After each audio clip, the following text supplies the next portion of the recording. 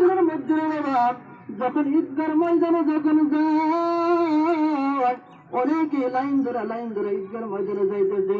বিশ্বনবী হুজুর সাল্লাল্লাহু আলাইহি ওয়াসাল্লাম যখন রাস্তা দিয়ে হাইটে যখন ঈদগার ময়দানে যাওয়া শুরু করে দিল, তখন দেখি ওই রাস্তার পাশে সমস্ত ছেলেরা বাবার হাত ধরে ঈদগার ময়দানে চলে যায়।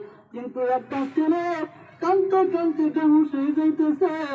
আর ওই ছেলেকে হুজুর সাল্লাল্লাহু আলাইহি ওয়াসাল্লাম বিশ্ব নবী জিজ্ঞাসা করছেন, হ্যাঁ ছেলে তোমার কি হয়েছে, বলো। ওই ছেলে চিৎকার দিয়ে হুজুরকে বলে, হুজুর গো আজকে ঈদের দিনে খুশি হয়ে গেল, আজকে সবের বাবা সবাইকে হাত ধরে নিয়ে যায় গো হুজুর। আজকে এই ঈদের দিনে খুশির দিনে আমার বাবা নাই, আমার মা নামের সম্পদ হারে কবরের মধ্যে শুয়েছে গো হুজুর।